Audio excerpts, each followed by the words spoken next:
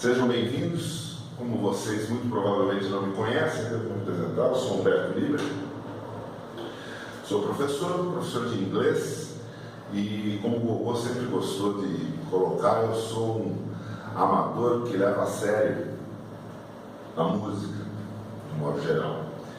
Eu fui aluno do Gogô, tive aulas particulares com ele, não fui aluno dele na Unicamp. Eu decidi preparar uma homenagem para o Gogô em cima de algum material que inclusive eu já tinha aqui comigo. Eu fui aluno do Gogô de 2009 até mais ou menos 2013, 2014, por aí. E naquele período que eu fui aluno dele, eu fiz algumas entrevistas, tanto com ele, como com algumas pessoas que faziam parte do, digamos assim, do hall do Gogô, né?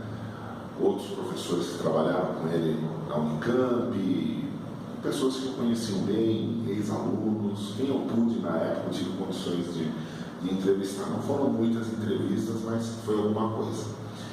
E hoje, praticamente 10 anos depois, em homenagem aos 80 anos que o Gogô está completando esse ano, dia 12 de dezembro de 2019, em homenagem aos 80 anos do Gogô, eu estou reeditando esse material, colocando algumas novas imagens, e agora esse material vai ficar à disposição de todos vocês no YouTube. Eu espero que vocês gostem, que vocês, com certeza, se você chegou aqui é porque você ou foi recomendado para chegar nesse vídeo, ou você é interessado em música brasileira, em piano popular e essa história toda.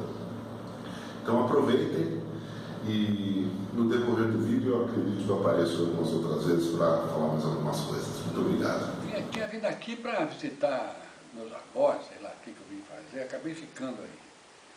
E aí então fui tocar nesse bar, no caso revezando com ele. Com o Johnny Alf. Então foi ele que me deu o primeiro emprego. Depois, conversando com ele, aquela coisa de Dick Farney, sei lá o quê. Quando eu fui trabalhar com o Dick Farney, que o Dick Farney me disse que o primeiro emprego do Johnny Alf, quem tinha dado tinha sido ele.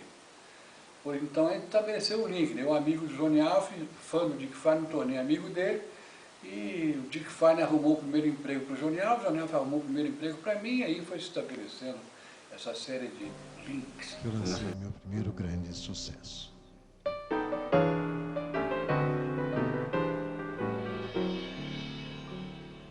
Existem praias tão lindas, cheias de luz. Nenhuma tem o encanto que tu possuis. Tuas areias, teu céu tão lindo, tuas sereias, sempre sorrindo, sempre sorrindo. Copacabana, princesinha do mar. Hilton Valente, o Gogô. Mais de 50 anos na carreira musical como pianista, arranjador e professor de piano e história da música. Uma vida dedicada ao instrumento e à pesquisa, com talento que sempre envolveu o público e clareza nas mais complexas explicações. Gogô manteve-se fiel ao seu estilo musical, atravessando décadas. Seu álbum, O Piano de Gogô, lançado em 2009, foi um resgate de sua trajetória. Hoje saberemos mais sobre esse virtuoso pianista e aprenderemos lições importantes deste igualmente genial mestre.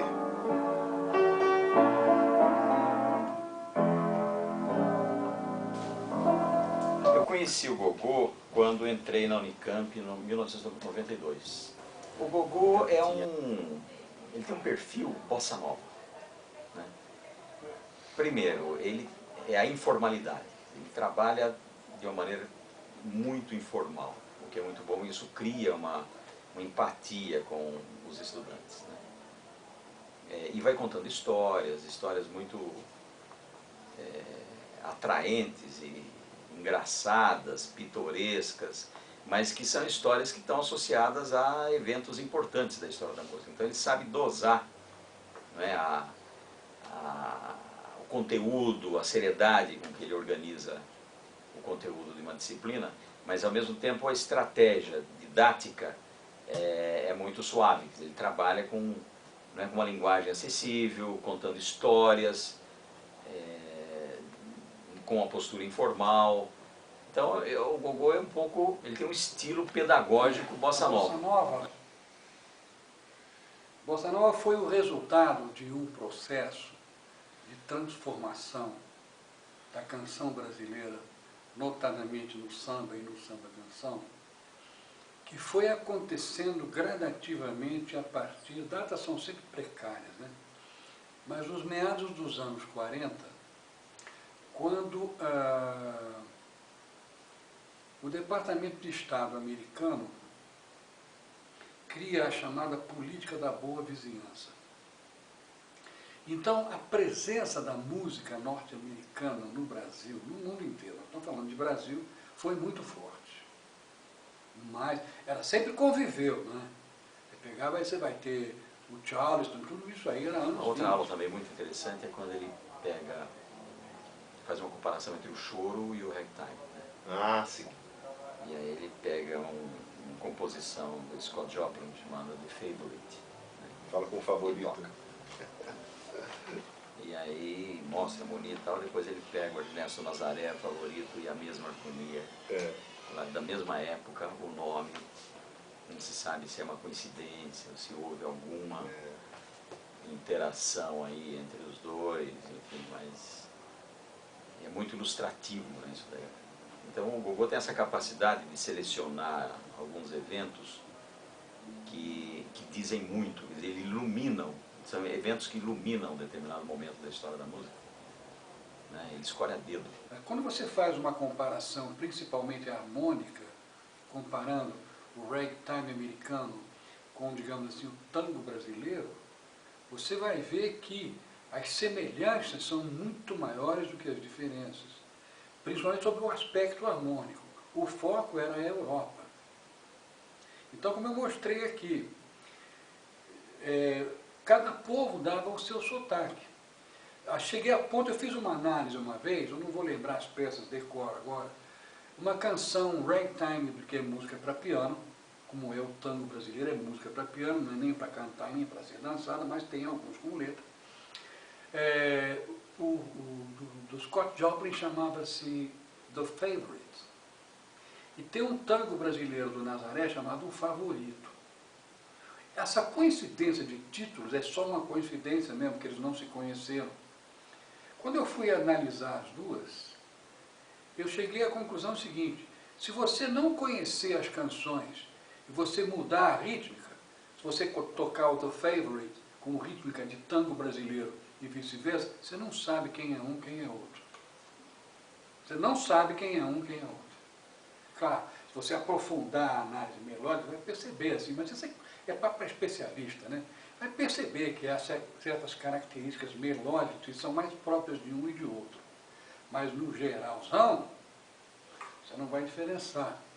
Então, como eu dizia, esse processo, essa similaridade entre os dois gêneros permanece mais ou menos inalterado, com poucas variações, até esses meados dos anos 40. Então aqui é um fato político, ou seja, uma decisão do Departamento de Estado norte-americano, criando a política da boa vizinhança no sentido de conseguir o maior número de aliados para a causa, vamos dizer assim, anti-nazifascismo, termina por, no Brasil, a enxurrada de música americana através de cantores como Sinatra, Bing Crosby, Billie Holiday, a gente estava falando há pouco, as grandes orquestras, Glenn Miller, Tommy Dorsey, Stan Kenton, que era o moderno, não é? Tudo isso, as orquestras de cordas, os arranjos feitos para esses cantores que eu citei, as partes de piano, tudo isso foi entrando no ouvido do pianista brasileiro, do músico brasileiro em geral, mas principalmente daqueles que instrumentistas que trabalham com harmonia. O piano, a guitarra, acordeon, né? Enfim, isso vai pegando, essas harmonias vão entrando, vamos dizer, pelo ouvido só. Não existiam poucos aqueles que tinham um estudo aprofundado da harmonia. Mas então, aquela transformação da harmonia, acordes fortemente alterados, não é? Aquilo acaba gerando um outro tipo de linha melódica, diferente daquela que havia sido feita até então. Olha, não estou fazendo nenhum juízo de valor, hein? Não estou dizendo que essa aqui é melhor que aquela, não. Só estou tentando estabelecer a diferença. Então, esse tipo de melodia diferenciado, vamos dizer assim, sugerido pela harmonia, vai exigir, vai sugerir, vai pedir um outro tipo de intérprete. Então, aquele cantor de vozeirão, dó de peito, né? E quando eles começaram, gente como Chico Alves, o cara tinha que ter vozeirão mesmo, senão não gravava, né? Esse cantor, tipo Francisco Alves, Orlando Silva, Vicente Celestino, tinha uma voz tão potente que maldosamente se dizia que era a voz siderúrgica do Brasil, né? E outros cantores, todo mundo tinha que ter vozeirão, ter voz era isso. Não, essa coisa começa a ser substituída por aquele cantor que tem um volume de voz menor, mas que coloca com o recurso do microfone. Então, o recurso tecnológico, o microfone mais sensível, a maquinaria mais sensível para se gravar, acaba vindo ao encontro dessa transformação que a música, a linha melódica e a harmonia brasileira vão sofrendo na canção. Um outro dado político interessante é o seguinte: na década de 30 existiam os chamados cabarés da Lapa, no Rio de Janeiro, que agora está sendo reavivado com barzinhos, com samba ao vivo e tal. Então, essa Lapa, ela entra em decadência. Então, tinha dois polos onde se fazia música. Eram os cabarés da Lapa e o cassino, os cassinos, onde o Cassino da Urca. O Cassino da Urca, eu não conhecia o Cassino da Urca, quando os cassinos foram fechados pelo General Dutra, eu tinha 6 anos, 5 anos, então não conhecia os cassinos. Mas pelo que o Dick Farney me contava, e o que eu li depois, o Cassino da Urca, ele era totalmente aparelhado para show de qualquer, vamos dizer assim, complexidade. E então, o que acontece? Essa influência norte-americana, a preferência pela música americana, pega primeiro a classe média, né? E aos poucos ela vai pegando gosto em outros segmentos sociais. Mas o músico brasileiro foi muito receptivo a isso. Ele se abriu a essa influência, não é? Ele se abriu a essa influência. Isso se traduz no jeitão da melodia, as modulações, começam a aparecer modulações frequentemente para tons afastados, né? O que não acontecia anteriormente, né? Então, isso, por influência dessa presença cada vez mais maciça da música norte-americana, essa transformação começa a ser cada vez mais perceptível meados dos anos 40. Quando chegou em 1946, o General Dutra diz: eu vou fechar os cassinos. Ele falava assim, né? Ele fechou os cassinos mesmo. Isso provocou um desemprego violento de músicos, garçons, barmans, bailarinas, croupiers, enfim, todo mundo trabalhando no cassino dançou. Aí, a zona sul do Rio de Janeiro, Copacabana, começa a aparecer os pequenos bares. Aí, então, esse tipo de repertório de música americana, levando em conta o pessoal que frequentava, entrou com tudo. E essa influência vai cada vez mais crescendo. Neste momento, em 1939, o ano que eu nasci, o Dick Farney começa no Cassino da Urca. O Dick Farney, no meu entender, é o cara. Ele nunca se deu conta disso. Eu comentava com ele que nada, só fiz o meu trabalho, influência, porque estava pensando em transformar a música brasileira. Mas estava. E aquilo foi indo. Aí, os anos 40 vão chegando nos anos 50, e aí aparecem cantores como Torres Monteiro, Lúcio Alves, Nora Ney e outros que eu não me lembro agora. Nos anos 50 aparece Tito Magna, falamos dele há pouco, não é? Todos esses compositores e cantores e intérpretes, maestros, músicos. Johnny Alf, você acha? Johnny Alf. Johnny Alf já é Aquelas modulações loucas. Nossa, Johnny Alf já é um caso à parte, já é mais para frente. Né? Então, aí a transformação começa aí. A transformação começa aí. Ela não para mais. Mesmo depois que a influência norte-americana diminui, por término da guerra, ou toma um outro rumo, esse processo modernizador não parou mais. Aí começa o interesse pelo estudo, como é que se faz isso? Né? Era difícil, os livros americanos não chegavam aqui com tanta facilidade, quando chegavam eram caríssimos, não era todo mundo podia ter. Né? Mas tudo isso foi acontecendo. Né? Tudo isso foi acontecendo, e aí começa a aparecer Antônio Carlos Jobim, aí aparece o Johnny Alf, você estava falando há pouco, aquelas modulações loucas. Né? O Johnny Alf realmente foi, o próprio Tom dizia, Tom, como é que foi esse negócio da voz do Johnny? O culpado disso tudo foi o Johnny Alf, aquele jeitinho do Tom falar. Né? Então, aí esse processo não parou mais. Então você está percebendo, quando chega em 1957, datas são precárias, hein? Quando o João Gilberto grava o Chega de Saudade, que ainda é um samba que mistura muito as tendências modernas com as tendências consideradas antigas do choro tradicional, não é? E atrás ele era aquele baiãozinho dele, o bimbom, esse bem moderninho. Mas o processo de modernização já estava estabelecido. Aquela gravação do Dick Fine de Copacabana, aquele arranjo do Radamés, para quem estuda arranjo, aquele arranjo do Radamés é um marco. Aquelas cordas, pizzicato, que é isso? E o Copacabana foi, vamos dizer, um marco. Daí o processo não parou mais. Aí os jovens que iam aparecendo, já a influência maior sempre é a influência americana. O grande referencial, embora existia muitos de nós éramos assim de esquerda, era o grande conflito que existia, a gente era de esquerda, mas ouvia jazz. Né? Então, aquela música, vamos dizer, nacionalista, a gente gostava, respeitava, mas queria fazer outra coisa. Não é? Então a Bossa Nova, ela surgiu assim, se é que surgiu. E a Bossa Nova, o próprio nome Bossa Nova foi casual.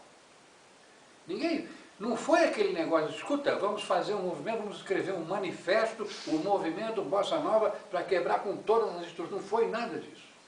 Foi um processo natural, todo mundo se encontrava, todo mundo ouvia. Os violonistas ouviam aquele disco da Julie London chamado Julie's Her Name, e quem acompanhava era o Barney Kessel, guitarrista. Então todo violonista ouvia o Barney, aquela introdução do Barney Kessel. Isso aqui botou os guitarristas loucos. E os pianistas ouviam o Chet Baker cantando e o Ross Freeman acompanhando. Isso começou a chamar a atenção. Esses 2 dias, não vai se dizer que o João Gilberto foi ouvir o Chet Baker, que não é verdade. Mas nós, os jovens urbanos, assim, Chet Baker cantando, aquela vozinha pequena, abriu o caminho para todos nós cantar. Até eu cantei. No meu disco eu cantei porque o disco era meu, eu podia fazer o que eu queria. Né? Da Cor do Pecado, Bororó.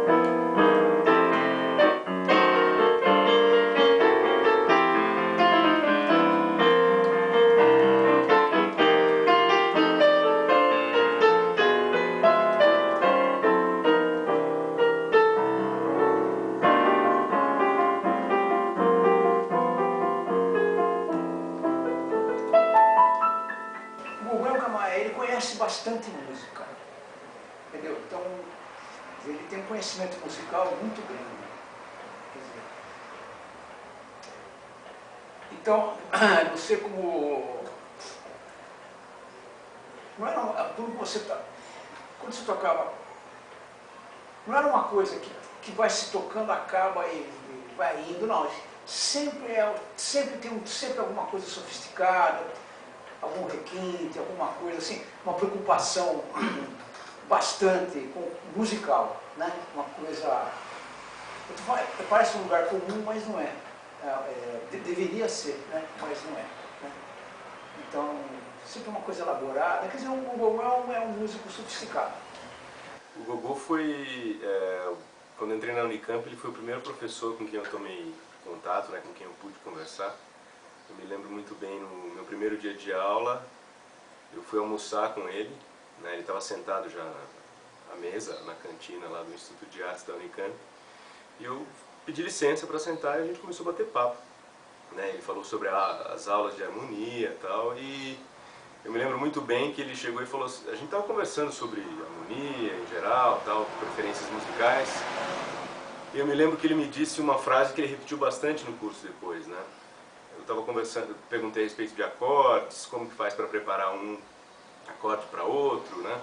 Ele falou assim, olha, vou te resumir o meu curso de harmonia, né? Na realidade, qualquer acorde pode ir para qualquer acorde, né? Só que ele disse, né? Eu não posso dizer isso na minha primeira aula, porque senão eu não tenho mais o que dizer, né? O Gogô foi um cara bastante especial para mim durante a faculdade, porque ele também foi uma das pessoas que, talvez ele nem saiba disso, mas através da disciplina dele do curso de harmonia, ele me estimulou muito a compor, né? Isso eu devo bastante a ele, porque as minhas primeiras composições foram por conta de pedidos, né, de trabalhos da disciplina dele. E eu me lembro muito bem que eu fiz uma música que acabei de me lembrar, inclusive agora, né, que está até esquecida em algum lugar, né, preciso até procurar, que eu escrevi, gostei da composição até, mas quando eu levei essa música para ele tocar na aula, né, para ver se estava de acordo com o que a gente estava estudando e tal, a música tinha ficado tão bonita que eu duvidei que eu pudesse ter escrito aquilo lá.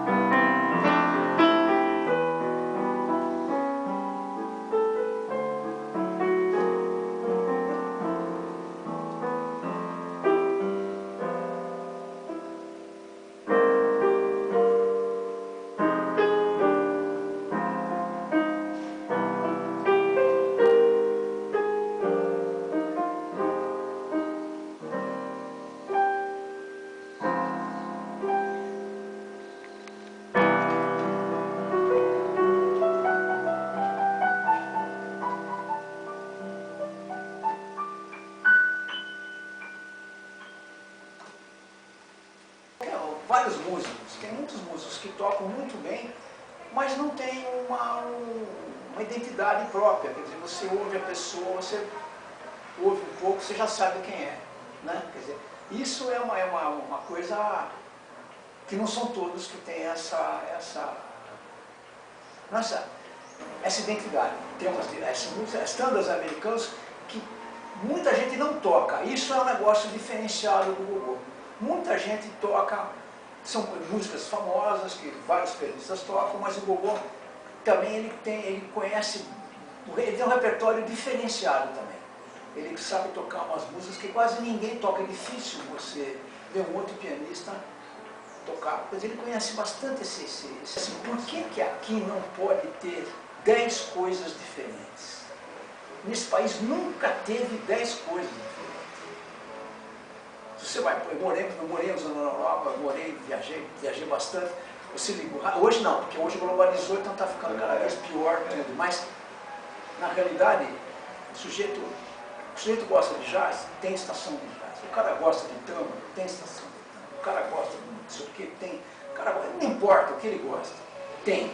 Aqui no Brasil não tem. Por exemplo, eu gravei vários, eu e um monte de gente, tem aqui um programa na Rádio Dourado que era super legal, um piano cair à tarde, às 6 da tarde. Não sei se você chegou a pegar. Era um programa famoso, um piano cair da tarde. Eu gravei vários. Com alguns pianistas que me convidaram, claro. Terminou. Quer dizer, mas eu não estou falando, eu estou citando um, mas tinha um outro. Então eu estou te falando, quer dizer, na época que a gente tocava no gogô, o público tinha músico e tinha gente que não tinha nada a ver com música. Ele apenas gostava de música. Oi, gente, vejam vocês, nós estamos diante de 74 anos de talento. Vamos somar. 21 anos do Joãozinho Paraíba, mais o Nereu Gargalho com 26 anos e os 27 anos do Fritz Escovão. Olha aí, 74 anos só para vocês. Bom, todo trio que se preza logo vira quarteto, quinteto, sexteto, sei lá. Mas o trio Mocotó, monstros sagrados que são, conseguiram adotar alguns apóstolos. Aí estão eles. Ao piano, doutor, segundo ano de medicina, Hilton Gogô.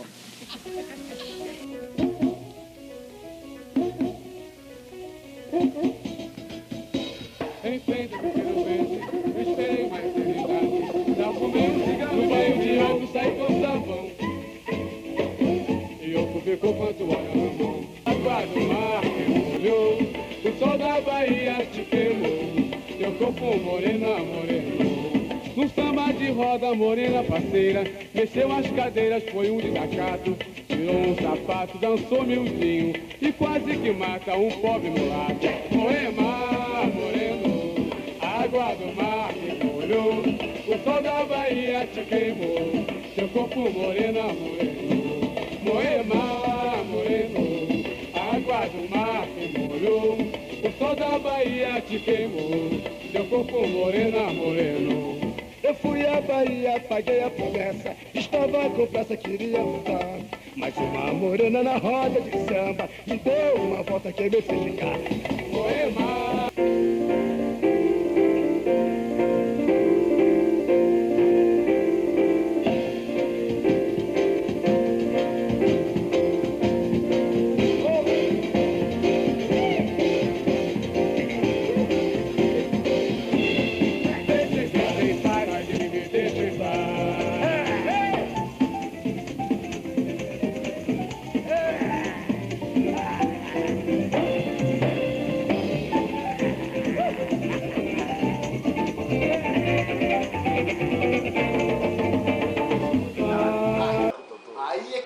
Aí que estamos no motivo por que nós estamos falando do gogô. Né? Por que é especial falar do gogô? Aí vale a pena a gente se estender um pouquinho, né? Pensar numa certa escola brasileira de piano popular, um certo jeito de tocar piano popular no Brasil. Quer dizer, estou falando de piano popular, e aí no caso do gogô eu falo piano popular porque ele foi para esse lado, mas a gente sabe que a formação dele é muito sólida, pianística para começar. Ele teve aula de piano, ele teve com um dos maiores pianistas brasileiros que já houve, que foi o Jacques Klein. Jacques Klein foi um cearense, ganhou o primeiro prêmio do concurso de Genebra, foi um super pianista erudito. Entre os caras que ele formou como alunos de piano, teve, por exemplo, Arnaldo Cohen, que é um dos maiores pianistas eruditos brasileiros da atualidade, teve um certo Egberto Gismonti, que foi aluno do Jacques Klein também, e o Gogô também foi aluno do Jacques Klein. Então, quer dizer, como escola, ele vem de uma escola muito boa. E ele teve aula também, eu não sei se antes ou depois do Jacques Klein, com a Aida em Atali, a irmã do Radamés em Atali, que tocava piano a quatro mãos com o irmão, muito. Ele teve aula com o Radamés, era um grande pianista, mas que eu saiba, o tipo de formação que o Gogô teve com o Radamés foi como arranjador, orquestrador. Aí ele também não podia ter tido escola maior. Teve aula com o Radamés, que é praticamente o cara que inventou o arranjo de música popular brasileira, e depois teve aula com o Moacir Santos, né? Então ele pegou uma escola fantástica.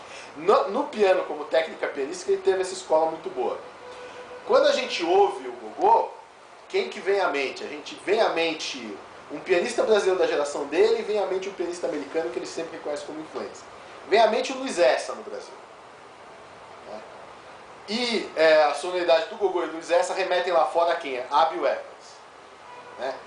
Quer dizer, tem um momento em que o piano popular está com uma série de preocupações que não são as preocupações de um virtuosismo retumbante, de uma sonoridade ampla, aberta, assim, de uma coisa de tocar muito rápido, avassaladora, etc. e tal.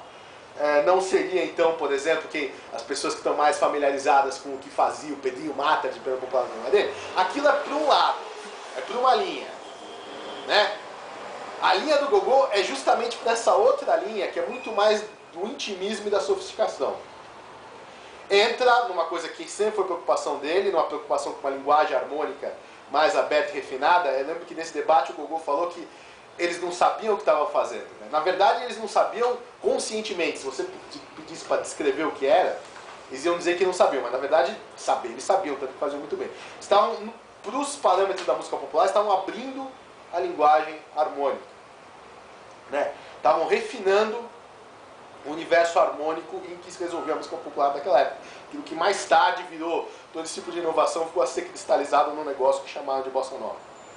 E mesmo como linguagem pianística, como linguagem geral, no aspecto do pianismo, tem uma busca por uma sonoridade mais intimista, por um toque mais suave, e até por uma preocupação mesmo com o tipo de som que você está produzindo com o piano. Uma atenção para o som do piano, né? Uma atenção com aquele cuidado com a sonoridade. Não é só sair tocando e produzir as notas que você quer, não. É que timbre que você quer, que tipo de som que você quer que esse instrumento produza. Né?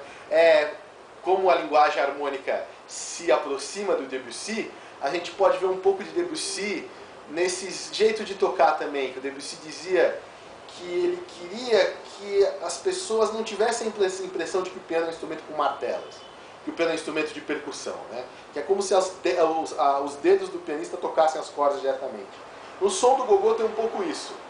No som do Gogô, como é no do Luiz Essa, do Belvis, quer dizer, o piano esconde a sua característica percussiva e se abre para uma coisa, para uma veia muito mais lírica, muito mais poética, muito mais intimista. A bossa nova, ele vai no detalhe, ele não se preocupa com o excesso, ele é econômico, mas ele é preciso, ele vai no detalhe e isso gera um efeito tremendo, que é uma característica da bossa nova, do estilo bossa novista. A maneira do Jobim arranjar com poucos instrumentos, sem encher de violinos, o arranjo, a orquestração, mas ele vai, com poucos instrumentos, ele chega no efeito que ele quer e isso causa um impacto muito grande e isso acabou definindo um estilo de orquestração que posteriormente a própria música americana incorporou, assim, arranjadores e compositores e arranjadores americanos que têm esse estilo como referência.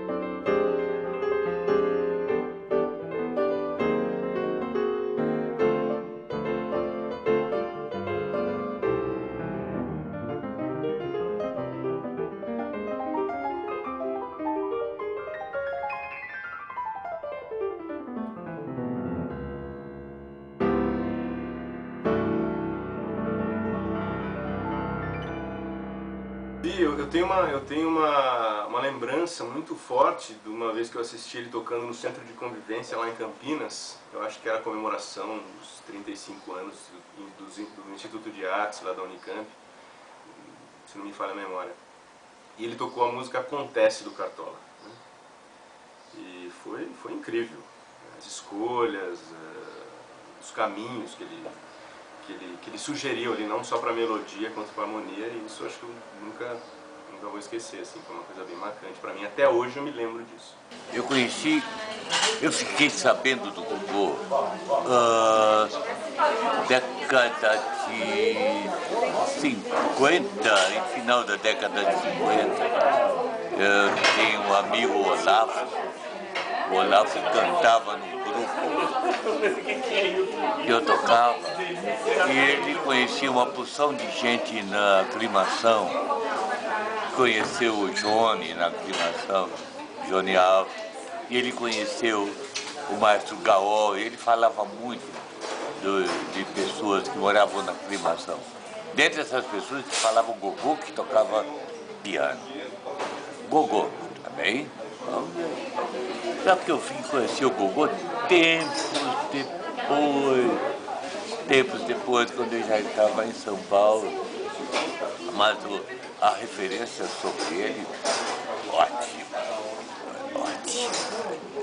Era ótima. O Olavo falava muito bem dele. A maioria tem como improviso, solo ou desenvolvimento. Aliás, eu já conversei com o Gogô sobre isso. O discurso a respeito minha surpresa que um dia eu ouço o Gogô acompanhando o Dick Farney. Olha, muito exigente, né? Chato mesmo, só que cantava muito bem e tocava piano.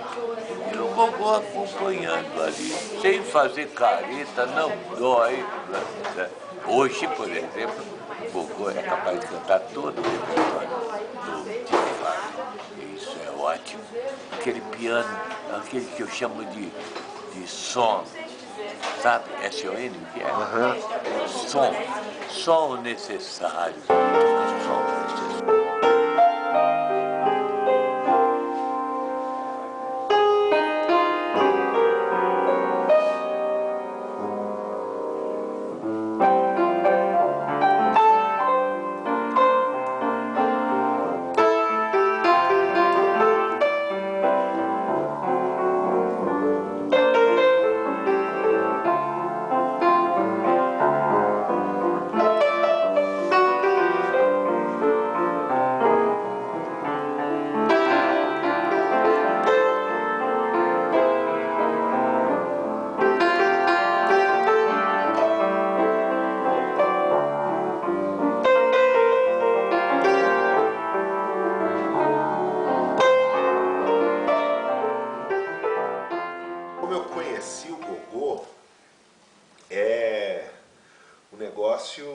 Interessante, na verdade eu vi um documentário, o Gogô participou de um documentário que foi exibido na televisão, e na época eu estava procurando um professor de piano para dar continuidade aos meus estudos, e fui atrás dele, conheci o Gogô dessa forma, né? E toquei lá e já percebi que ele era o cara certo para dar aula mesmo, né? Agora a sonoridade do Gogô. Sonoridade do Gogô é um negócio de outro planeta. Para começar, o Gogô é aquele cara que realmente ele é modesto quando ele fala sobre ele mesmo tocando. Ele só não é modesto em falar que ele sempre foi muito estudioso. Ele mesmo revela isso, que eu coloco, na verdade, como uma ratificação de que ele é modesto, na verdade, porque, veja, ele não defende esse ideal do gênio, do cara que para você tocar bem você tem que vir pronto, você tem que já saber tudo, senão desista que nunca vai dar certo. Pelo contrário, ele sempre fala dele mesmo e de outros grandes músicos, pianistas, que só são grandes músicos devido a terem estudado muito. Então isso aí todo mundo sabe, que ele é um cara que sempre levou muito a sério, sempre estudou muito música, sempre fez isso com muita, além de ser com muita paixão, sempre fez isso a sério, né? Quer dizer, sempre pegou mesmo. O envolvimento com o piano começou por causa de uma vacina. Inclusive no meu memorial para a Unicamp, estava lá, como uma vacina produziu um músico. Tem que ver uma vacina com pianos. Pois é, olha só. Eu, quando eu tinha lá com 8 anos de idade, mais ou menos, 9, tive aí precisei tomar uma tal de vacina tríplice, como se dizia na época. E ela me deu uma reação adversa muito forte. Eu tive febre muito alta, de 40 graus, durante 10 dias. Uma criança aguenta bem isso, mas eu ainda assim fiquei enfraquecido. Aí então foi prescrito que eu ficasse em repouso absoluto e superalimentação. Primeiro, o segundo item foi fácil de cumprir, superalimentação. O primeiro não, né? Você botar um moleque de 9 anos em repouso absoluto, minha mãe, Dona Terezinha, começou a enlouquecer. Aí o meu pai percebeu e deu uma gaitinha, daquelas, né? Diatônica, né? Assim. Só tinha essas notas. E naquela época, 48, 49, o grande sucesso assim, no rádio era Luiz Gonzaga, Sua Sanfona e Sua Simpatia. E eu então comecei a tirar as musiquinhas do Luiz Gonzaga. Tirar assim, fui soprando, fui aspirando, fui descobrindo como é que era. Por fim, acabei tirando Asa Branca, só que não podia fazer introdução, por quê? Dois problemas. Um técnico não tinha essa nota. Então a introdução ficava assim. Tinha que subir. Não tinha essa nota. E essa aqui também não. Então eu fui me ajeitando. Mas a Dona Terezinha, minha mãe, quando percebeu que o rebento estava tocando as musiquinhas, me propôs se eu não queria estudar piano. Aí eu topei no ato, né? Porque, bom, agora eu vou conseguir tocar as canções de Luiz Gonzaga ao piano. Qual foi a minha primeira decepção? Quando a minha primeira professora, uma das primeiras, sei lá, não lembro se foi a primeira mesmo, mas deve ter sido. Disse, não, música popular não, só música clássica. É mesmo. Mas como eu queria aprender a tocar piano, eu fingi que tinha concordado. Ela foi me ensinando o piano e eu fui tocando. Hugo, e pensando também nas histórias e nas pessoas que você já conheceu na sua carreira, seguramente a gente sabe que você conheceu grandes nomes aí da música brasileira e internacional, né, como Tom Jobim, Bill Evans, Tommy Flanagan. Você acompanhou Dick Farney, foi professor junto com Johnny Alf aqui em São Paulo. Só para citar alguns, porque seguramente teve muito mais gente nessa história. Mas que influência esses e outros tiveram na sua formação musical? E se você se lembra de alguma dica, alguma coisa que eles tenham te dito, que ficou bem guardado para você e que fez uma grande diferença na sua carreira? Bom, quem me colocou na vida, como eu costumo dizer, foi o Johnny Alf. Grande Johnny Alf, que por coincidência, quem deu o primeiro emprego para o Johnny Alf foi o Dick Farney. E então, esses dois tiveram importância. O Johnny me sugeriu, olha, você, além das sétimas, coloca tudo, as nonas em todos os acordes. Essa foi a primeira. O Dick Farney falava pouco, mas me disse mais ou menos a mesma coisa. Com o Bill Evans foi diferente. O Bill Evans, eu aprendi a tocar coisas dele, tirando do disco, e lendo os álbuns dele, eu terminei por perguntar para ele, olha, eu dei alguns nomes aqui, o que você faz. Por exemplo, então uma coisa que ele faz aqui, 3 acordes assim, por exemplo.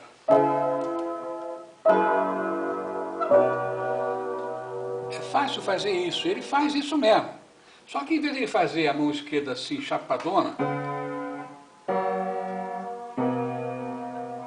ele faz assim, ó.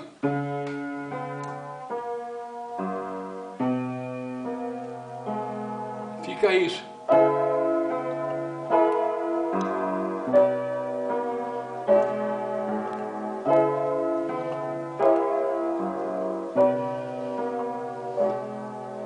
Então parece que são 2 pianos, são 2 vozes caminhando, né?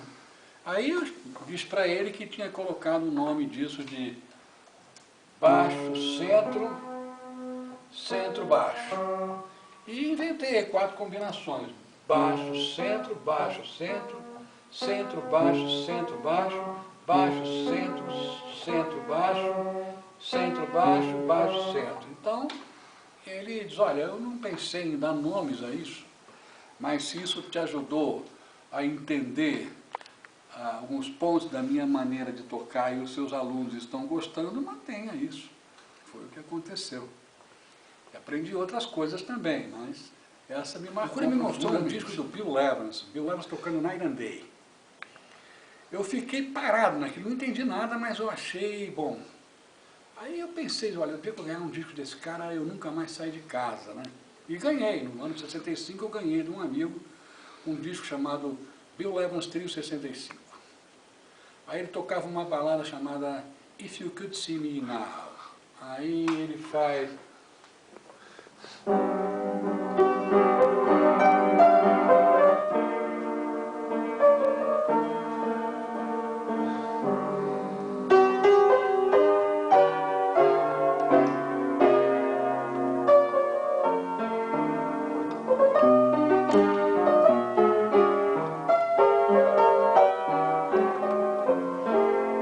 Ele fez isso aqui.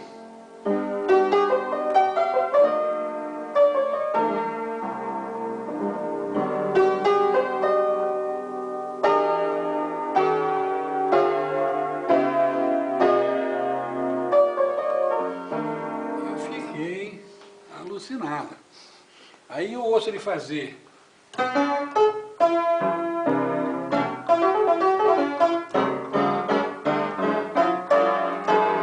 Essas sequências aí, eu não sabia o que era, mas eu gostava. E foi atrás e aprendeu tudo, né, Gogô? Aí juntando o aprendizado auditivo com a informação teórico-acadêmica, foi forjando o estilo, o conhecimento, a maneira de tocar. E vamos falar um pouco do seu disco, Gogô? No disco Piano de Gogô, qual foi a temática utilizada na seleção das canções que entraram no disco? E uma pergunta que eu acredito que muitos têm também, por que a escolha de fazer um disco com uma banda e não fazer um disco de piano solo? O critério de seleção não foi bem um critério de seleção de canções, foram duas coisas paralelas. Como é o único registro que eu tenho nesses 50 anos de carreira, eu procurei convidar pessoas que participaram da minha vida profissional, seja pessoas que ainda estão aqui entre nós, aquelas que não estão mais, como é o caso de Fine, até gente que eu não conhecia o Custódio Mesquita. Mas as canções dele, a canção que a Laíde Costa gravou, por exemplo, Noturno em Tempo de Samba, é uma canção que eu sempre gostei. Mas gostei por quê? Porque eu ouvi a Laíde cantando. Como a Laíde foi minha amiga, aliás, juntou tudo. A canção do Custódio Mesquita, a canção em si e a voz da Laíde. Então eu fui convidando pessoas amigas para isso. O disco solo ficou para uma outra oportunidade, porque neste disco eu queria a presença dos meus amigos nesse disco. Por isso que chama-se o piano de Gogô e não do Gogô. Não costumo brincar. O piano do Gogô é esse aqui que eu tenho aqui em casa para estudar. O piano de Gogô é assim, você não fala na música de Chopin, a música de Debussy, então é o piano de Gogô, é o Gogô tocando piano solo, o Gogô compositor, o Gogô letrista, o Gogô acompanhando cantores, o Gogô tocando em banda. Essa foi a ideia do disco, por que eu não fiz um solo. Gogô, conta pra gente como que foi essa trajetória de 10 anos tocando com o Dick Farney. As histórias, como que foi isso daí? Olha, eu sempre tive uma admiração muito grande pelo Dick Farney. Desde a primeira vez que eu ouvi o Copacabana, e aquelas canções que o Dick cantava, o jeitão dele cantar, né? E aí nos tornamos conhecidos, amigos, mas sem trabalhar juntos, né? Por fim, houve uma época em que o Dick preferiu ser acompanhado por um outro pianista e não ele próprio ser acompanhado. Ele queria se movimentar mais sobre o palco para conversar com o público, contar histórias, aquela coisa toda. E ele então preferiu ter um pianista para acompanhá-lo. E havia momentos em que ele ia ao piano e tocava canções, mas não mais tocando e se acompanhando. O primeiro pianista que ele teve para acompanhar não fui eu. Eu não sei, mas foi o Julinho Figueiredo. O Julinho Figueiredo foi marido da Claudete Soares, ele foi o primeiro. Quando o Julinho saiu do grupo, o Dick então me chamou. E aí para mim foi um momento de realização. Isso foi em 1977 e eu fiquei com ele até 87, quando ele morreu. Então foi, primeiro, eu tive o privilégio de tocar com o meu ídolo, não é? E aí nos tornamos grandes amigos. Houve assim sempre uma grande afinidade musical entre mim e o Dick. Eu me lembro que a primeira vez que eu fui à casa dele para fazer um ensaio, ele, no meio de uma conversa que nós estamos tendo aqui, ele virou para mim e disse assim: "Ô Gogô, Sol maior, Copacabana." E eu fiz uma introdução assim. Ele já entrou: "Existem praias tão lindas." E pronto. Essa ficou a introdução.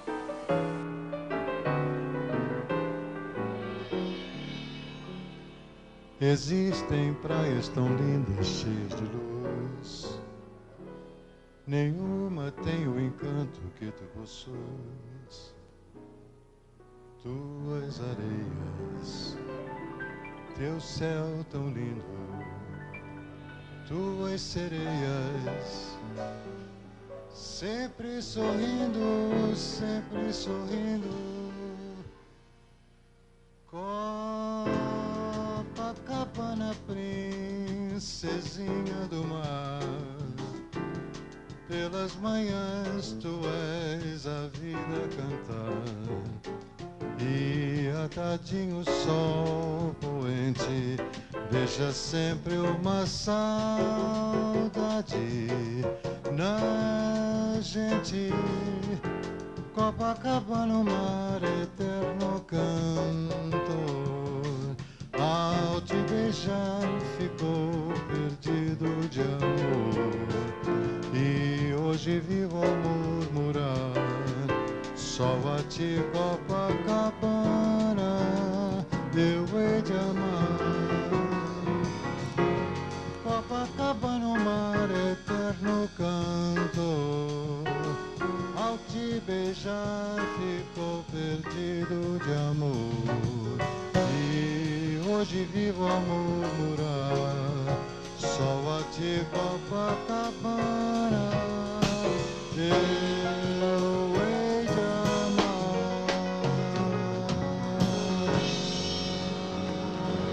Por aí dá para você ter uma ideia, para vocês terem uma ideia do que era a minha afinidade com o Dick Farney. Quanto a histórias, o Dick, ele tinha um humor muito engraçado. O humor engraçado é pleonasmo, né? O humor tem que ser engraçado. Até o mau humor. Mas ele tinha histórias assim, de repentes que ele tinha. Ele não era assim, um humorista, não era um cara engraçado normalmente, mas ele falava coisas muito engraçadas. Eu lembro que uma vez nós fomos tocar numa cidade, não me lembro qual, e tinha um hotel ruim, e tinha um outro que era pior ainda, né? Aí nos colocaram no pior ainda, né? E ele ficou bravo e disse que não era de se queixar, e nos colocaram no ruim, né? E, na época, Dick e eu dormimos no mesmo apartamento. E o Toninho Pinheiro e o Renato Loyola, que eram os baixistas e bateristas, na época, dormiam no outro. E então, eu me lembro que o Dick foi ver o quarto no qual nós íamos dormir. Era um hotel muito limpo, né? Mas não era um hotel confortável, não. O Dick foi lá ver o quarto e ele veio assim, balançando a cabeça, andando pelo corredor. E aí tem. Quando ele chegou, eu disse: "O que aconteceu, Farnésio?" Quando eu chamava de Farnésio, ele já sabia que a coisa era séria, né? Eu falei: "O que aconteceu?" Ele falou: "Você não sabe, rapaz, o que aconteceu." "O que aconteceu, Dick? Diz aí." "Você sabe que eu cheguei no quarto, estava escuro a beça. Acendi a luz, ficou mais escuro ainda."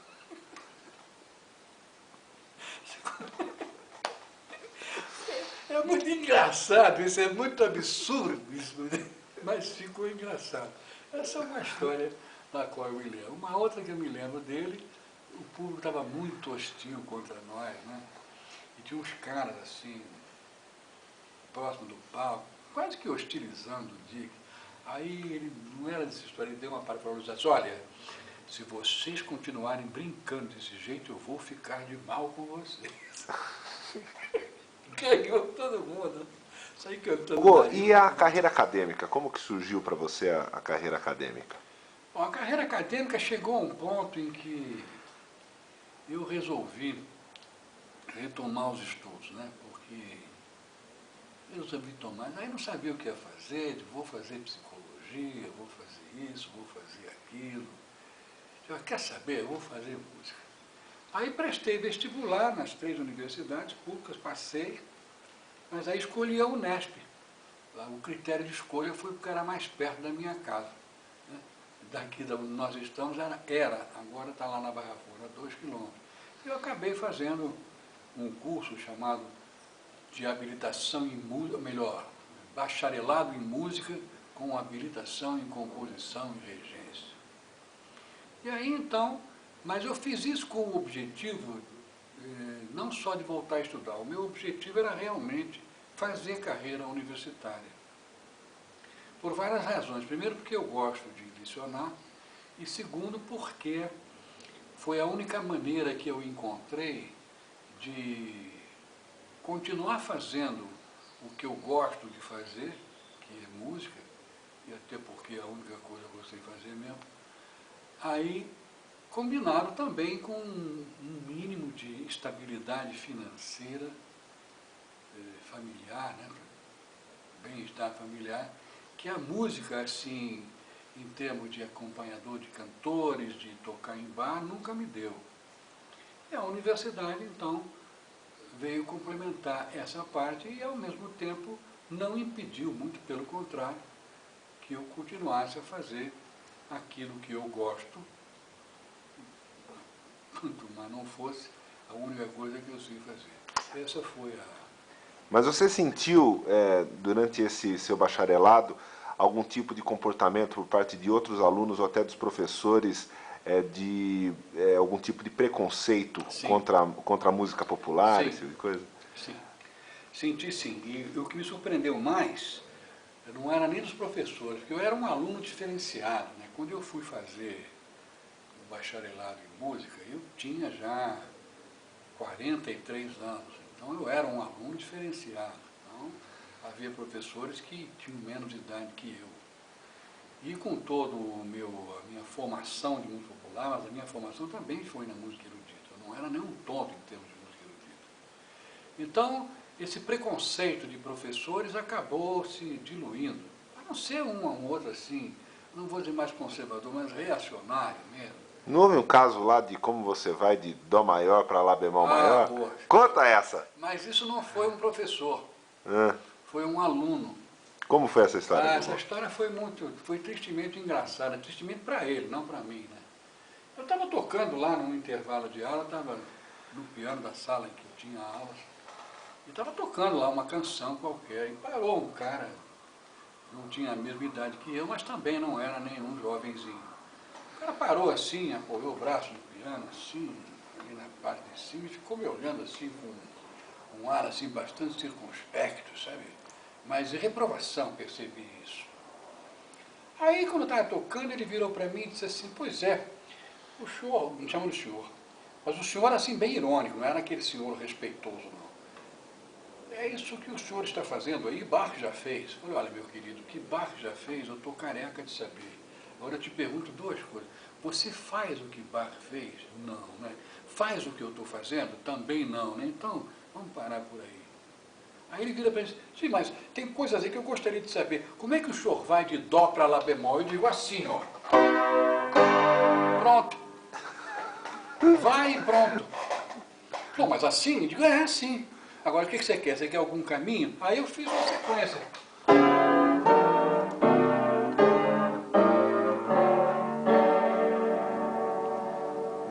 Gostou? Entendeu o que eu fiz aqui? Não. Então, meu neném, vai tomar a tua mamadeira das 4 e não me enche, né? Você pensou que eu fosse falar? Gente, o noivo tá me esperando assim. Cadê a banda? A banda aí, Fala, meu lindinho. Que bom te ver. É um pouquinho mais branco, né? Bem mais branco. Que bom, Léo. Esse aí.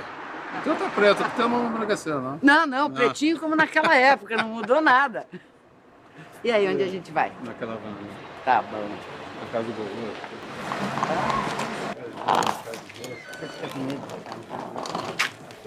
Nossa, nesse... Meu Deus do céu, que figuraça. É o cara, nossa senhora. Ó, vem pra mudar aqui. Já tá valendo, né? Já tá valendo. Você, eu falo depois, ladies first. Não, é homenageado. Tá bom. Tá bom, meu bem, tá mais bem feito avisado. Então entra, na casa você já conhece, né? Vamos, ladies first agora. Agora vai, Gogô. Tá bom. Seu Wilton Valente. Wilton Valente é bom. Tudo certinho? Pô, entra. Entra aí, Leandro. Essa não é aquela casa que eu conheci, não. Ah, que é? É? Tá maluco? Eu já tinha aula? É. É cedo. Voltou aqui. Aquela casa que eu vinha quando a gente ia pra Unicamp? É, exatamente. Eu conheci o Leandro. Eu conheci o Leandro até onde eu me lembre. Eu tocava com o Dick Farney e o Leandro tinha um trio que revezava comigo. Não foi isso, Leandro? Lá no Antônios. Então, aí eu me lembro que o Dick comentava comigo, porque esse cara toca um tremendo piano. Ele realmente tocava mesmo.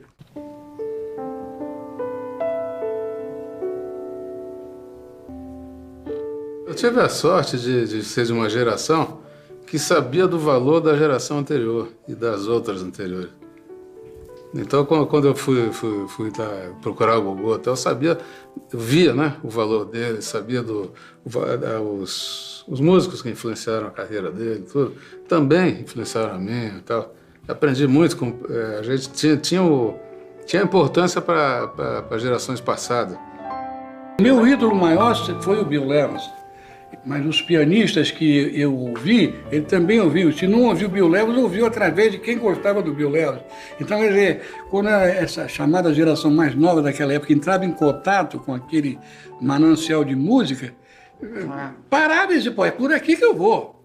Então, quer dizer, as influências que eles tiveram foram as mesmas que eu tive, com pequenas diferenças. Por isso que ela se torna atemporal por causa disso. Sim, mesmo pela diferença de idade. Eu me lembro com os pianistas da sua geração que eu conheci, todos ouviam os mesmos pianistas. Exatamente. Que você, por tabela, eu passei a ouvir os mesmos, que eram os mesmos, né? Era o Peterson, o Bill Evans, né? Que na área de bateria é a mesma coisa, tinha que se ouvir Buddy Rich, era um must da época, então era o que você tinha de referência. Uma coisa que eu curto muito é hip hop, gosto muito. E a rapaziada do hip hop tem um respeito muito grande para esse povo, né? Pelo povo da antiga mesmo, antes da gente. Eles têm um cuidado, tá nascendo muita... o crioulo tá fazendo com o Milton agora, né?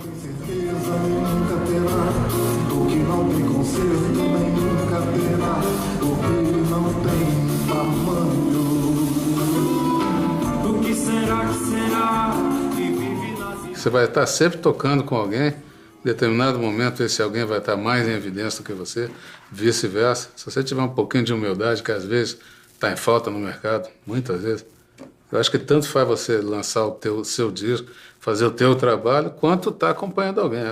Eu curto da mesma forma. Acompanhar é uma arte à parte. Porque com tudo na vida você tem que ter afinidades. Então, às vezes, essa afinidade acontece de prima. Pá! Outras vezes demora um pouco e outras vezes ela não acontece. Porque o ato de acompanhar, seja um solista instrumental, acompanhar um cantor, transcende muito você tocar os acordes certos. Isso nós estamos no terreno da obrigação. Agora, o bonito é quando o solista te manda uma mensagem que só a gente que está ali sabe o que é, e aquilo te pega do lado esquerdo, você manda outra para ele, e aí essa interação começa, né? Agora, acompanhar é uma arte que não se faz, sabe? Você não tem coisa surpresa aqui, mas vamos encarar, né? Sei, certo? Eu como sou jovem há mais tempo que você, então dá para encarar essas perturbações momentâneas. Se uma outra mulher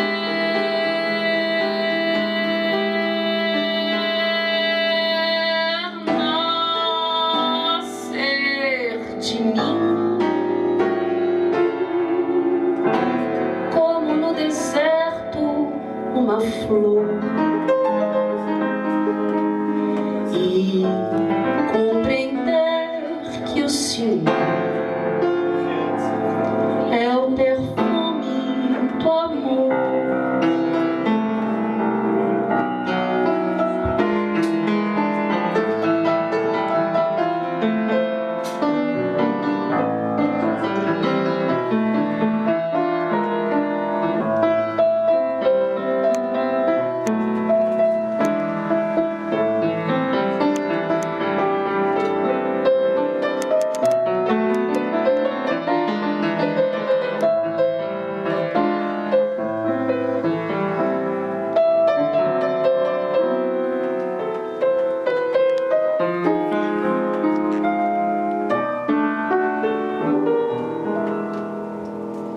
Vire essa folha do livro do amor.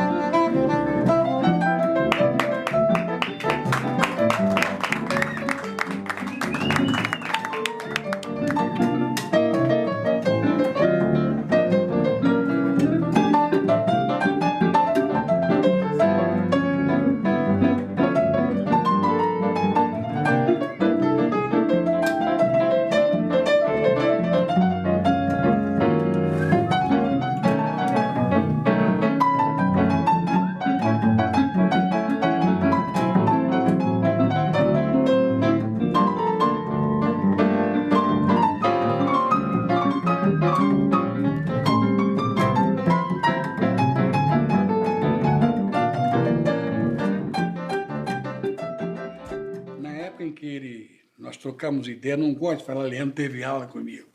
O tempo que nós trocamos ideias aqui, ele fez uma música para mim, uma valsa chamada Essa é pro Gogô. Quando eu fui gravar o meu CD, foi uma proposta do produtor em que eu contratasse pessoas amigas, em que vamos dizer, a ideia do disco foi o seguinte: os convidados, eu pedia a eles que gravassem uma canção que eu tivesse escolhido, e eles escolhiam, claro, a que eles queriam gravar. E aí, quando eu fui gravar, eu digo, bom, eu vou chamar o Leandro como arranjador e para gravar com ele, né? E aí, então, nós resolvemos gravar 2 pianos, né? 4 mãos, lá no Estúdio Cachoeira, né? Um piano embaixo, outro piano em cima, e aí a gente ficava se comunicando. Que doideira, cada um num andar. Cada um num andar, né? Eu lá em cima, o Gogô lá embaixo. Eu acho que eu tinha um monitor de TVzinho que mostrava ele lá embaixo. Microfone para se comunicar. Pô, uma doideira, bicho. Nossa, gravando a música que eu fiz para ele com ele. Então vamos tentar fazer isso, pegar esse teclado lá, porque eu não consigo pegar isso. Piano não dá? Não, ele está insuportável. Está insuportável? Você quer ter uma, você não está acreditando? Vamos lá. Faz uma palhinha no piano. Não tem, né? Vou valer nada. Eu vou só dar um acorde para você ver como é que tá. Você aguenta isso? Vou tocar um pedaço do Gogô aqui. Um pedaço não, vou fazer um inteiro. A música que eu fiz para o Gogô. Aumenta um pouquinho. No máximo. No máximo.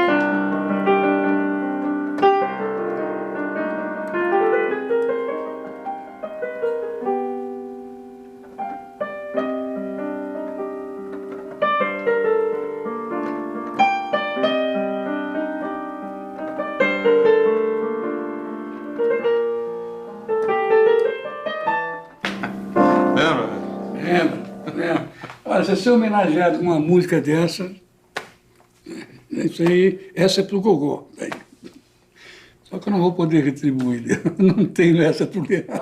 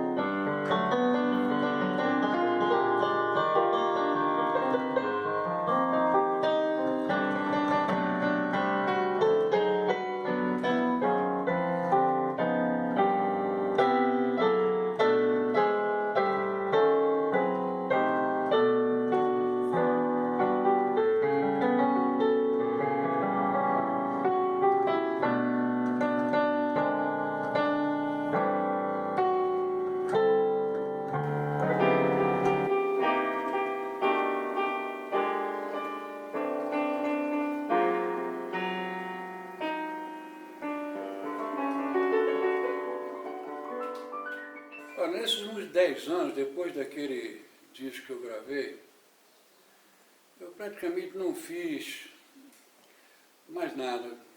Eu continuei lecionando na Unicamp, depois lecionei na Unisantana, sempre tratando de música popular brasileira. Nessa Unisantana eu dava História da Música Popular Brasileira e a harmonia era um ex-aluno que andava. Mas assim, atuando mesmo, eu tenho atuado muito pouco. Para não dizer que não, tem uma cantina aqui perto de casa, que às quintas-feiras rola aquela música que nós gostamos de fazer, né? Sim. Bossa nova, os sambas tradicionais e aquele jazz que a gente gosta de fazer. E também não é todas as quintas-feiras que eu vou. Eu confesso uma coisa, a aposentadoria foi compulsória, né? Quando eu bati nos 70 anos, é compulsória. Aquilo me deixou muito mal. Eu sabia que ela ia acontecer, mas aí eu pensava, bom, ainda faltam 12 anos, ainda faltam 8 anos, ainda faltam 5 anos, aí foi diminuindo, né? Aí um dia chegou e é terça-feira, né? Meu aniversário foi no dia 12, como hoje estamos comemorando os 80, no dia seguinte eu estava fora. Dia 13 de dezembro eu já não existia mais como professor na Unicamp, né? Sou lembrado pelas pessoas, mas vamos dizer assim, burocraticamente, eu já era uma casa fora do baralho. Hoje é 75, mas aquilo me fez um mal danado. Eu passei assim uns 2 anos, eu acho, bem assim, meio que sem chão. Mas aí é um negócio, você dá uma mão que sempre dure, né? Eu fui me recuperando, mas nunca mais voltei a ter aquela atividade que eu tinha, né? Homem da noite nem pensar, né? Eu fui homem da noite durante 32 anos. Você acredita que o estudo da música, talvez mais especificamente do piano, seja aquela coisa realmente eterna? Quer dizer, quanto mais você estuda, mais você percebe que tem coisa a ser aprendida? Mas não tem a menor dúvida. E ainda bem que é assim, né? Porque eu tenho um negócio, no momento em que você, qualquer um, disser eu não tenho mais nada a aprender, já sei tudo. Pode procurar, digamos assim, um lugar no cemitério mais próximo e pedir o enterro e despoluir o entorno, né? Porque está falando besteira. Eu não, o que tem que aprender? Eu sei lá. À medida em que você vai estudando, você vai pesquisando, você vai descobrindo que é aquela famosa máxima do só sei que nada sei, né? E aí então você não tem como parar. Isso é uma das coisas que eu me ressinto, porque eu estou obrigado a admitir que eu não tenho mais assim aquela... Depois que me parou a atividade universitária, por mais interessado que eu seja em continuar estudando, você perde aquela dinâmica, sabe? Aquele negócio de eu ter que preparar a aula e aluno me questionar, tem aluno dizendo, não, mas isso aqui, professor, é a mesma coisa. Não, meu filho, a mesma coisa é sovaco e axila, né? Aí, eu tenho um aluno que mora em Portugal,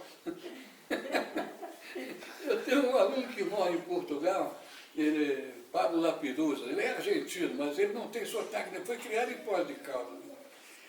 O pai dele, o problema político, né, na Argentina, ele agora mora em Lisboa. E é um pianistaço respeitadíssimo lá, né? E ele falou, olha, eu tenho que fazer uma comunicação a você, daqui a pouco ele vai me ligar. Tenho que fazer uma comunicação para você. Todas aquelas expressões que você usava, jovem há mais tempo, mesma coisa, sovaco e axila, eu uso tudo aqui, posso usar, pode até dizer que é sua. Para mim não tem problema nenhum, né? Eu vou pegar a continuação dessa pergunta, dizendo então para um aspirante aí ao piano, quem está começando, está chegando agora, ou aquele que já vinha tocando, mas chegou agora no estudo assim mais formal, talvez acadêmico, qual recomendação que você teria para essa pessoa hoje em dia? Tem alguma dica para você deixar para como a pessoa deve estudar, como deve se dedicar? Olha, isso é muito variável de pessoa para pessoa, né? Existem pessoas que têm assim como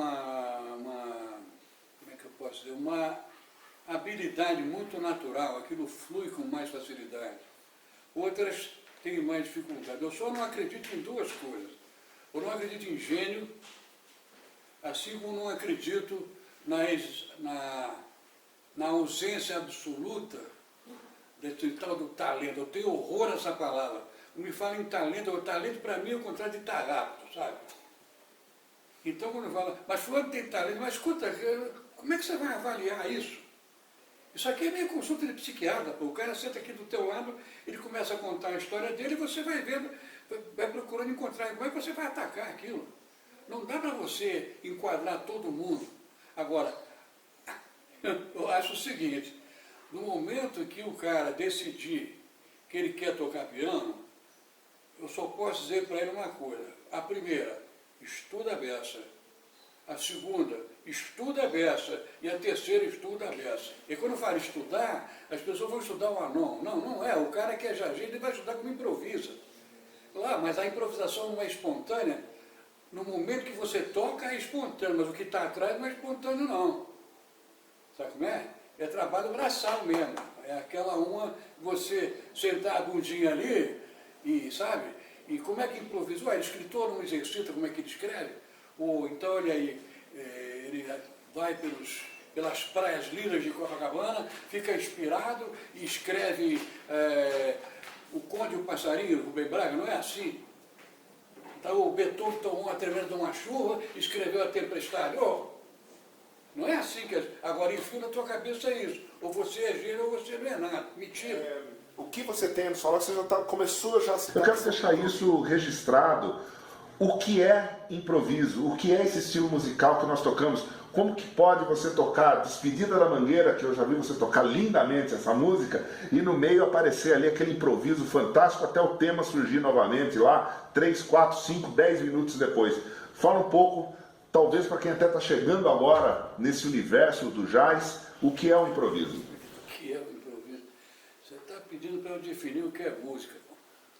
Mas olha, vamos situar bem o que é. A improvisação ela tem diversos significados, né? Quando tudo aquilo que você não espera que vai acontecer e você age apesar de não saber o que vai acontecer, é alguma coisa improvisada. Mas na improvisação musical jazzística isso não é assim. Por quê? Da mesma maneira que um escritor exercita a sua escrita para ter fluência quando vai escrever, o mesmo acontece com a improvisação de caráter jazzístico. Aquilo que você toca naquele momento é espontâneo, mas o que está por trás não é espontâneo. Você exercita, você não decora a improvisação. Não é você tocar improvisação, você que é professor de inglês, by heart, não é. Não é assim. Você não vai decorar a improvisação, mas você estuda caminhos, porque a improvisação é uma composição, é o outro lado da moeda. Numa composição escrita, o compositor tem a tal da inspiração, ele tem um insight, e aí ele vai desenvolvendo aquilo e bota no papel. A improvisação não. É uma composição que você cria naquele momento e possivelmente ela nunca mais vai se repetir. É claro que cada pessoa, da mesma maneira que tem certos tiques de fala, sotaques, expressões que ela usa com facilidade, o mesmo acontece ali. Então quando o Bill Evans bota a mão, o primeiro acorde, você sabe que é o Bill Evans. Quando o Elo vai, aquela mão esquerda dele a quarta, você sabe que é ele. Então eu devo ter lá alguma característicazinha qualquer, que eu boto a mão e as pessoas que me conhecem, olha, ainda bem que é pro bem, né? Agora já tive aquele cara que me pichou, mas também como dizia o Nelson Rodrigues, toda unanimidade é burra, né? Então, os detratores, qualquer problema que eles possam ter comigo é problema deles. Eu não tenho, né? Então improviso para mim é isso, é alguma coisa que você vai improvisar sobre uma canção que você conhece. Mas também hoje se fala no improviso que você se senta ao piano e você sai tocando o que te der na telha. Eu já fiz isso. Para quem ouve, muitas vezes ele vai ficar completamente perdido. Mas eu já fiz isso. Eu sentar uma vez na Unicamp, eu fui lá, os alunos convidaram para fazer uma apresentação, eu apresentei, falei coisas e tal, toquei canções, tudo bem comportadinho. Aí, mas ô Gogô, como é que é o negócio do improviso? Mas é professor Hilton Valente, nem eu sei que é comigo. Mas você falar professor Gogô, todo mundo sabia. Aí eu saí tocando. Então, essa foi a maior experiência de improvisação que eu tive. Eu não tinha um tema pré-estabelecido, ou não tinha nada. Eu dei, sei lá, 2, 3 notinhas, assim, aleatoriamente, E dali eu fui, chegou uma hora, parei. E olha, isso aqui custou muito para eu improvisar, estudei muito para fazer isso aqui. Mas fiz isso aqui, improvisação, que eu improvisei sobre o que me deu na cabeça neste momento. Não é uma improvisação feita sobre, como você falou, despedida de maneira, não tinha.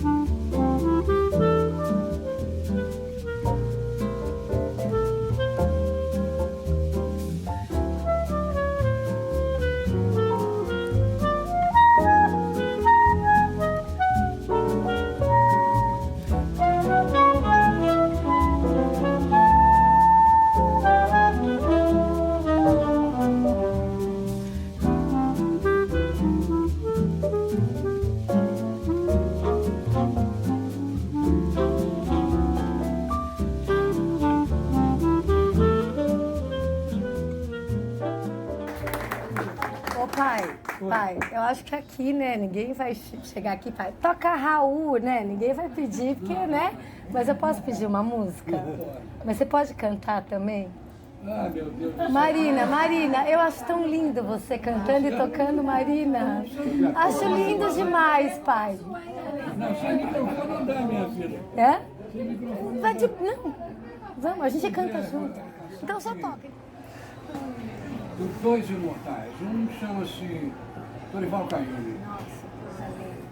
Dorival Caymmi, ele só não fez chover, o resto ele fez tudo. E o outro foi o criador, o cara que gravou essa música. O nome dele era Farnésio Dutra e Silva, quem conhece? Farnésio Dutra e Silva era Dick Farney. O Dick Farney foi o cara que gravou essa música. Marina, aliás, uma vez eu perguntei a ele, falei, Dorival, me diz uma coisa, quem é essa tal Marina que você está falando? Eu falei, isso aqui não é feito para ninguém, isso aqui eu fiz para minha filha quando era pequena, mas a Estela não pode saber, Estela era a mulher dele. Então, não sei qual era a história misteriosa que tinha, mas a música é boa. Estou atendendo ao pedido da minha filha, vou tocar Marina.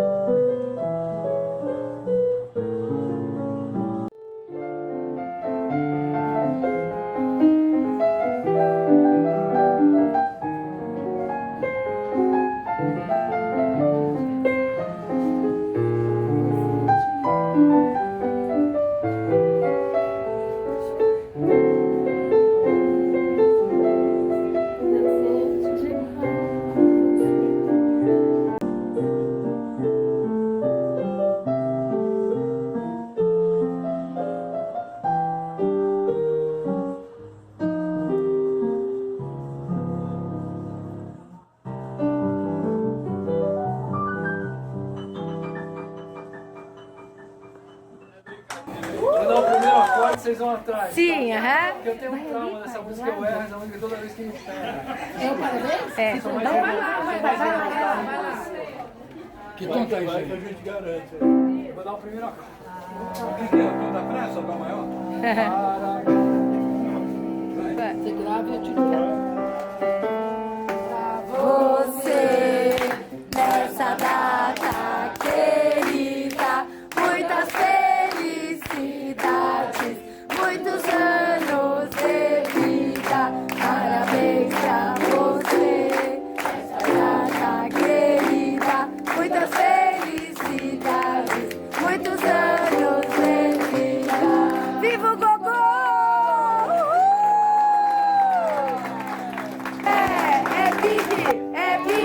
é pique, é pique, é pique. É hora, é hora, é hora, é hora, é hora. Ah, tim, bum, go, go, go, go, go, go.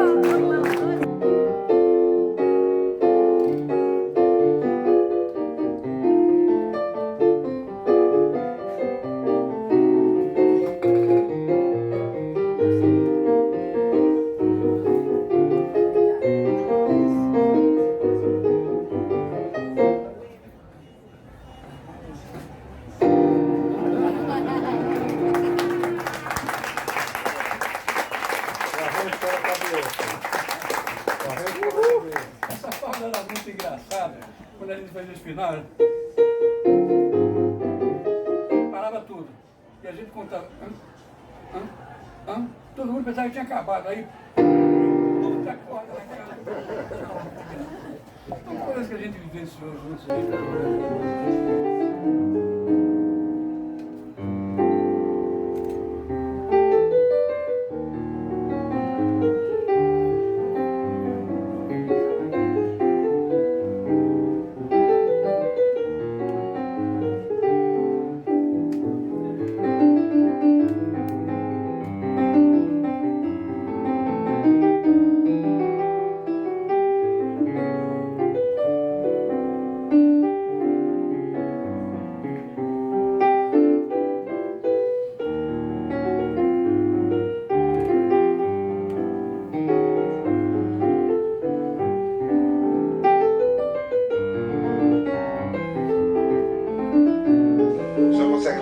História interessante, engraçada que ocorreu aqui, que o senhor presenciou, que viu, que ficou sabendo com o Gogô?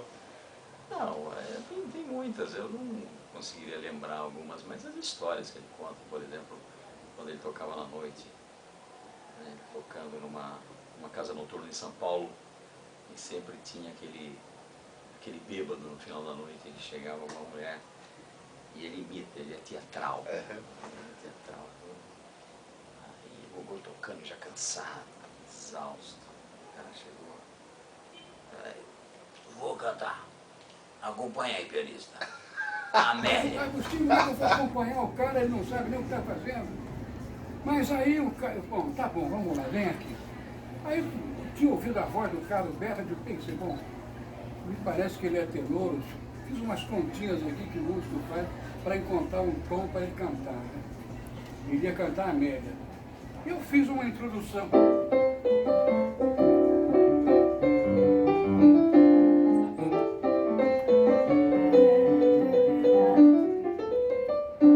Nunca vi fazer tanto.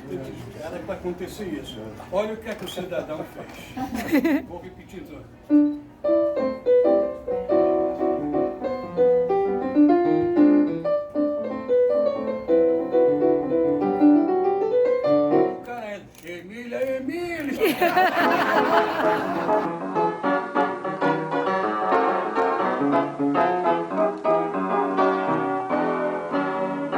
Pobre samba foi se misturando, se modernizando e se perdendo. E o rebolado, cadê não tem mais? Cadê o tal gingado que mexe com a gente? Coitado do meu samba, ficou orelho e foi a influência do jazz.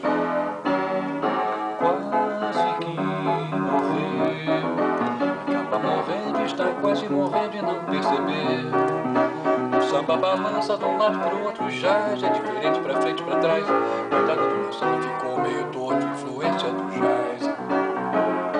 O afro-cubano vai complicando, vai pelo cano, vai entortando, vai sem descanso, vai, sai, cai do balanço.